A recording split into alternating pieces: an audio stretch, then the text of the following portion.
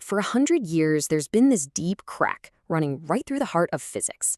It's a problem so profound it makes us question the very nature of reality. But what if the problem isn't the physics itself, but the version of reality we've been trying to force it into? Okay, let's dive into this.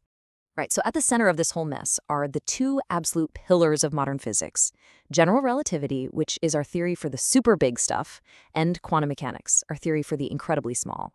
And for decades, they've been in this, well, some call it the great divorce of physics. They just don't get along. And this image, wow, it just captures that conflict perfectly, doesn't it? On one side, you've got Einstein's general relativity. It describes this smooth, continuous fabric of space-time that bends and curves in a really predictable way around planets and stars. It's like a beautiful, sweeping orchestra.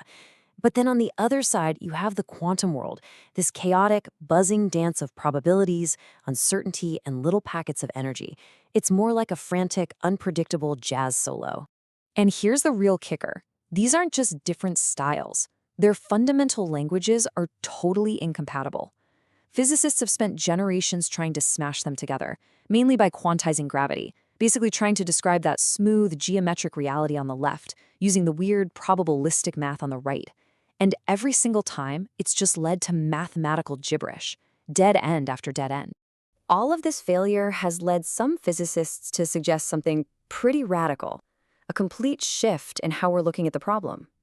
Maybe we've been fighting this whole battle in the wrong arena. And that really gets us to the central question of this whole explainer. After all this time trying to force these two theories together, what if the problem isn't the theories at all, but the four-dimensional arena, our universe, that we're trying to make them fit into?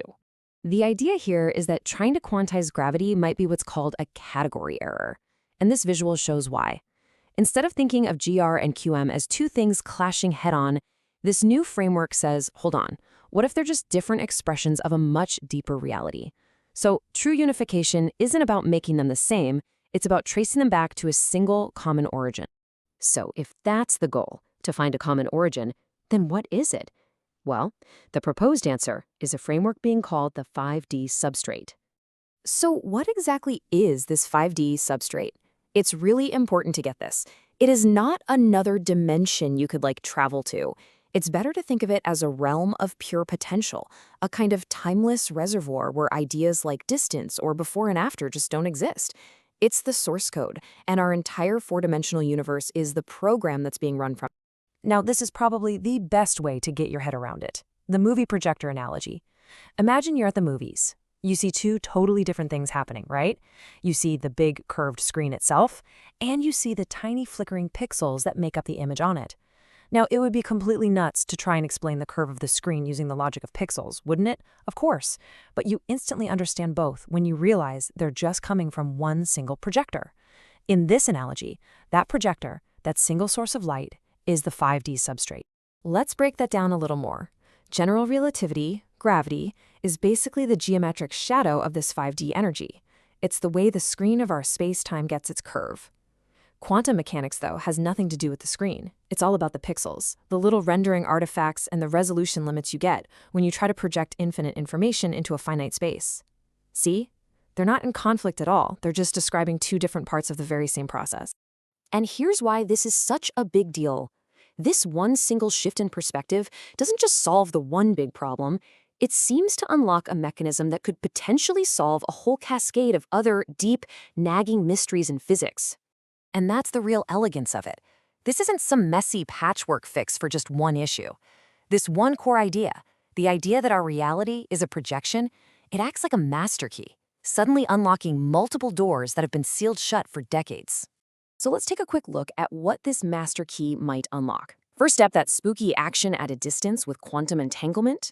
Well, this theory suggests that entangled particles aren't actually sending signals faster than light. They're just two projections of a single point that is still connected back in the timeless 5D substrate. Then there's the black hole information paradox. The information doesn't get destroyed, it just reverts back to its 5D source code. And finally, the vacuum energy mismatch, which is this huge error in our calculations.